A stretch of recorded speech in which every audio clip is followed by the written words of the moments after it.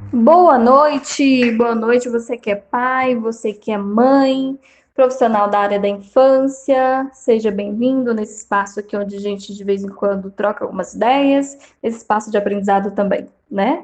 Ellen Barbosa aqui, sou psicóloga da infância e adolescência, quem me conhece, conhece o projeto SOS Infância também, né? Sou criadora do projeto SOS Infância nas escolas do sul de Minas Gerais. E como nós estamos aí no encerramento do ano letivo, muitos pais já estão pensando, né, se vão manter os filhos na mesma escola ou se vão mudá-los de escola. E como muitos têm pedido orientações no consultório e nas redes sociais também, eu decidi aqui compartilhar com vocês essas orientações, né? Espero que possa ajudar aí refletir, espero que possa ajudar na decisão aí que você vai tomar junto com seus familiares em relação aos seus filhos. Então vamos lá. Qual é a melhor escola para seu filho? Vamos pensar juntos aqui. Qual é a melhor escola para seu filho? Eu queria tratar dois pontos essenciais com vocês aqui. Primeiro, você precisa saber o que é necessário para uma criança aprender.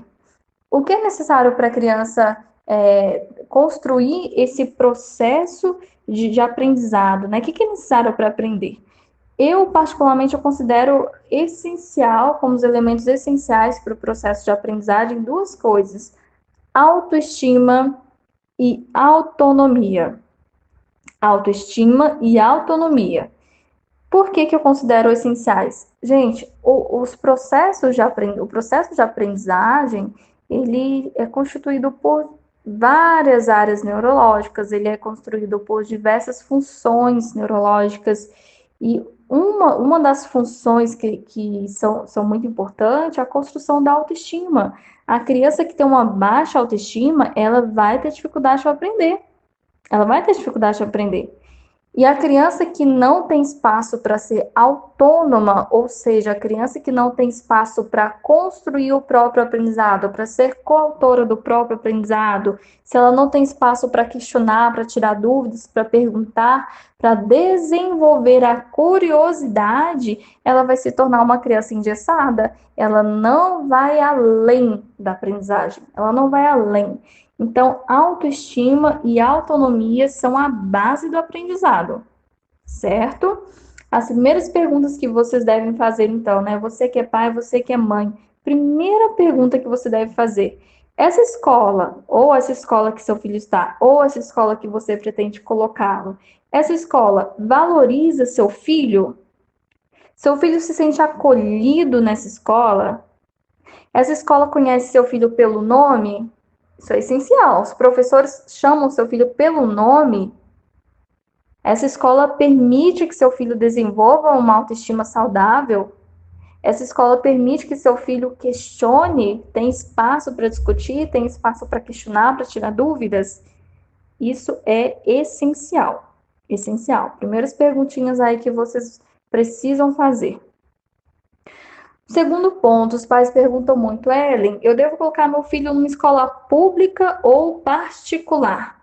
Uma escola mais flexível ou uma escola mais rigorosa, mais acolhedora ou com mais regras, mais rígida? A gente entra numa questão socioeconômica aí, né? Mas eu posso afirmar para vocês com muita propriedade, que eu acompanho muitas escolas aqui no sul de Minas, eu posso dizer para vocês que eu ouço muito que escola pública é ruim, escola particular é melhor. Não é verdade. Não é verdade.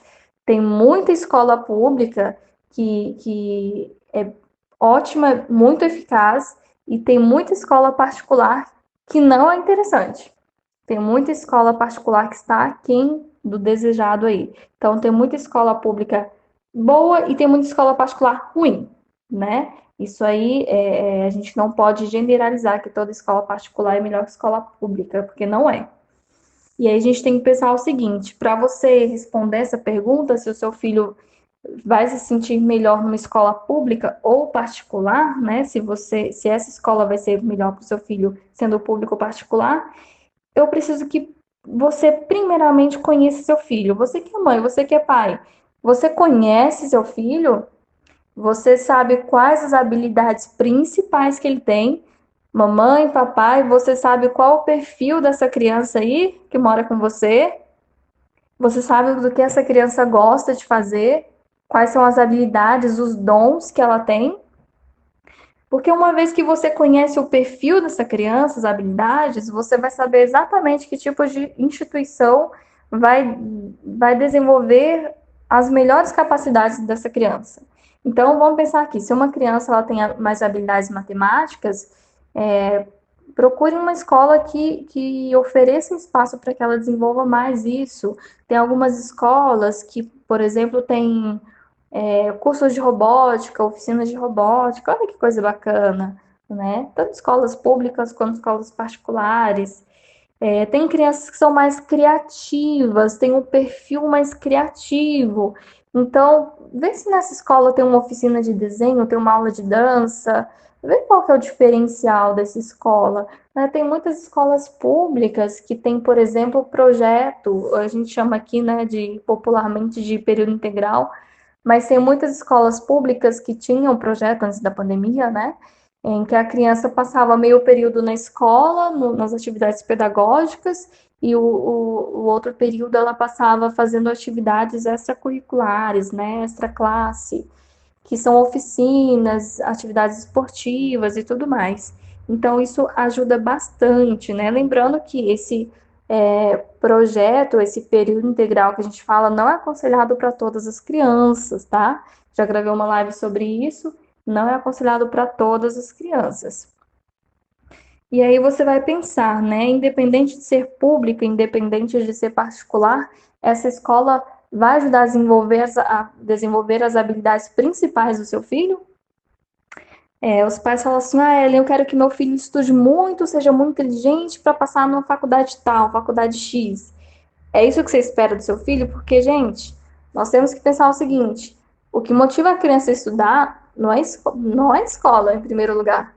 É o exemplo dos pais, é a motivação que os pais dão. Então, se você cobra muito que seu filho estude, se você é um pai exigente, não, você tem que tirar nota boa, você tem que estudar, né? O seu dever é só esse, você fica o dia inteiro em casa só para estudar. Se você é um pai exigente, se pergunte se você lê um livro. Seu filho vê você lendo um livro? Seu filho vê você estudando, fazendo um curso? Porque tem muitos pais que cobram muito dos filhos, os filhos não conseguem ter o engajamento porque não tem exemplo dentro de casa. Como que a gente vai exigir de uma criança uma coisa que o adulto não dá conta de fazer? Então, a motivação aí está dentro de casa, não podemos esquecer disso. Escola vai cumprir o papel dela, né? Mas tem um papel motivador aí que cabe ao lar da criança, a casa, a família da criança, né? E aí a gente precisa trabalhar também com essa reflexão, a gente precisa entender essa reflexão porque é importante. Se a criança é muito criativa, talvez, não podemos generalizar, mas é bem provável que ela tenha mais dificuldade em escolas muito rigorosas, porque são escolas que ela não vai ter muito espaço para desenvolver essas habilidades que ela tem, né? Uma criança sinestésica, por exemplo, que é aquela criança que usa todos os sentidos para aprender, já gravei uma live sobre isso, depois quem tiver dúvida pode ir lá assistir. A criança sinestésica, ela é muito agitada, ela tem necessidade de pôr a mão em tudo para ela aprender, para ela registrar informação. Então, numa escola onde é tudo muito rigoroso, onde ela tem que ficar sentadinha o tempo todo, não pode levantar, é uma escola rigorosa, essa criança talvez não desenvolva, não tenha um rendimento esperado por conta disso. Então, por isso que é interessante saber o perfil dessa criança, saber como que essa criança funciona e quais as principais habilidades que ela tem, tá certo? Estes são os dois pontos mais importantes. Agora eu queria abrir parênteses aqui com vocês. Os pais que têm filhos autistas, com dislexia, dislalia, descalculia, crianças com TDAH, né, transtornos de déficit de atenção com hiperatividade, eu queria que vocês tivessem um cuidado, eu peço para que vocês tenham cuidado de avaliar se a escola que essa criança está extraindo o melhor dessa criança. Porque a gente tem que tomar um cuidado para que os profissionais não olhem para uma criança com limitações e pensem que ela não vai aprender. Pelo contrário, toda criança, mesmo com suas limitações, dificuldades, deficiências, ela tem lá suas habilidades, suas capacidades. E aí a gente tem que extrair o melhor dessa criança e não pensar, essa criança tem uma dificuldade, então ela não vai aprender de forma alguma. Então, comece a avaliar se essa escola está extraindo o melhor do seu filho, o melhor da sua filha, certo? Outra coisa que eu queria também dar uma pincelada aqui, não é o mais importante, mas faz parte desse conjunto de orientações, que é conhecer a estrutura física da escola.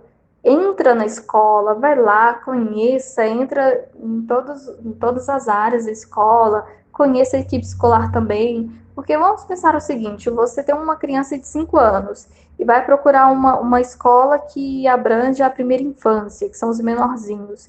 Aí você entra no banheiro, não tem um banheiro adaptado para uma criança de 5 anos.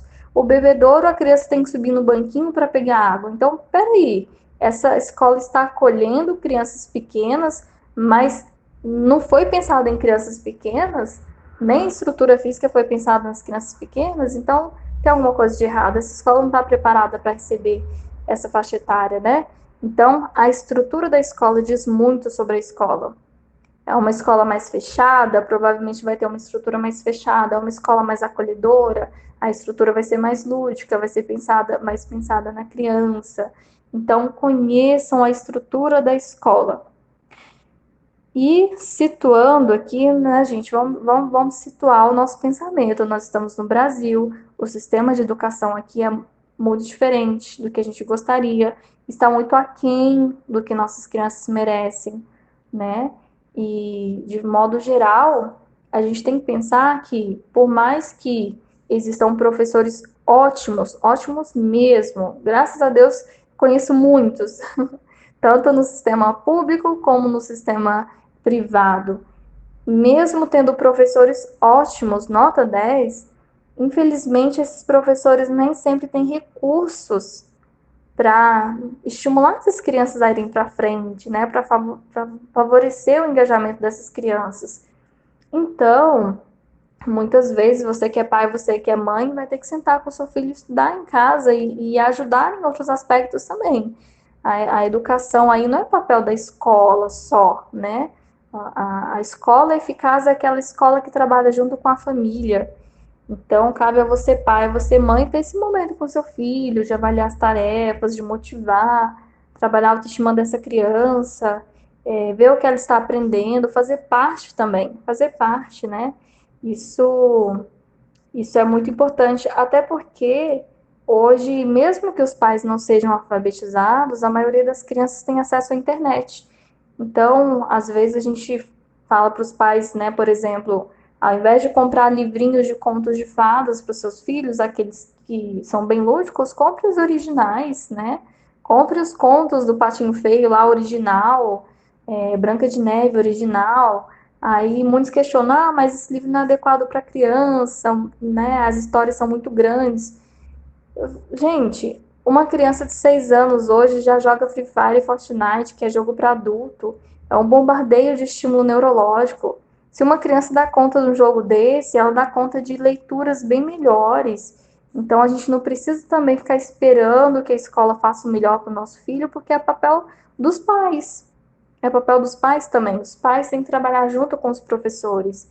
Então, tire um tempinho na semana, trabalhe um livro com o filho de vocês, com a filha, sentem com seus filhos, avaliem, olha a escrita, como está, seja parceiro nesse processo de educação. Não esperem muito das escolas e façam pouco, pelo contrário, esperem muito das escolas e façam muito pelos seus filhos. Acho que está faltando mais isso no processo de educação. Bom, espero ter ajudado em algumas reflexões. Quem tiver dúvida pode me chamar nas redes sociais. Meu Instagram é Ellen Barbosa Psi e o Facebook Ellen Psicóloga. Ellen Barbosa Psicóloga, eu não vou lembrar. Ellen Psicóloga, que eu gravo mais no Instagram. E procurem no YouTube também o canal SOS Infância. Lá tem vários vídeos sobre educação, sobre crianças sinestésicas, visuais, auditivas, sobre as dificuldades de aprendizagem, sobre os estudos durante a pandemia. Então, procurem, está lá. Tem informação aí à vontade para vocês, tá bom? Sejam coautores do processo de educação dos seus filhos. Grande abraço e tenha uma noite abençoada.